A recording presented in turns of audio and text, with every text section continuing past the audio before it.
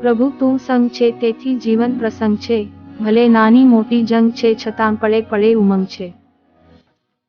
સંતોષ સાથે સૂવું, અરમાન સાથે ઉઠવું અને સ્વમાન સાથે જીવવું, એ જ સાચું જીવન.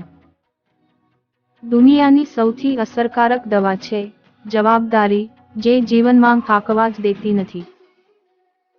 ધીરેથી કહેવાની વાતમાં જ્યારે રાડ પડી જાય છે, બસ ત્યારે જ સંબંધોમાં તિરાડ પડી જાય છે.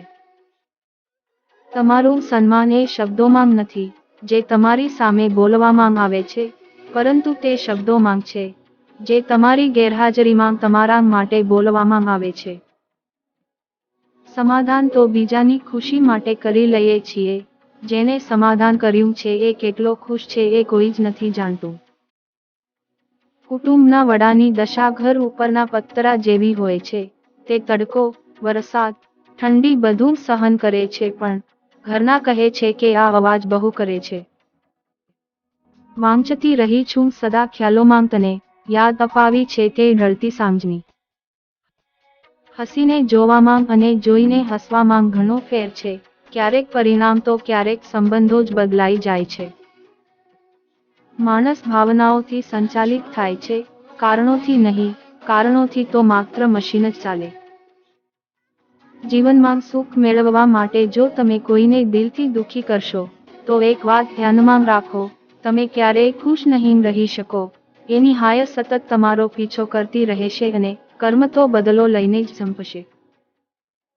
વાત જો શબ્દની હોત તો એ ભૂલી પણ શકાત, પણ દિલની વાતને ક્યાં કદી પૂર્ણવિરામ હોય છે. દરિયો એટલો મોટો હોવા છતાં એની હદમાં રહે છે, ખબર નહીં આ માણસને શેનું અભિમાન છે. આંખમાં જોઈ એમની, અમે પોતાની જાતને સામે બેઠો છે ત્યારથી એક અરીસો રીસાઈને. ઘણીવાર ખામોશીમાં ઘણું બધું છુપાયેલું હોય છે, અમે કહી શકતા નથી અને તમે સમજી નથી શકતા. જોવા માટેની આંખો એક છે છતાંય, ક્યાંક સમજ ફેર છે તો ક્યાંક નજર ફેર છે. નમો નમો દુર્ગે સુખ કરની, નમો નમો અંબે દુઃખ હરની. જીવનને ખુલ્લેઆમ જીવવા માટે એક નાનકડો સિદ્ધાંત બનાવો, રોજ કંઈક સારું યાદ રાખો અને કંઈક ખરાબ ભૂલી જાઓ. કોણે કહ્યું લક્ષ્ય પર હોવી જોઈએ, ડગ માંડવું હો ત્યાં જ નજર હોવી જોઈએ. જે જોઈએ છે તમને મળે એ જ આખરે શું જોઈએ છે, એની ખબર હોવી જોઈએ. આ જમાનાનો મજબૂતમાં મજબૂત સંબંધ માણસ અને મોબાઈલ વચ્ચેનો છે. જીવનમાં એક તોફાન તો આવવું જ જોઈએ, ત્યારે જ ખબર પડે કે કોણ હાથ પકડીને ચાલે છે અને કોણ છોડાવીને.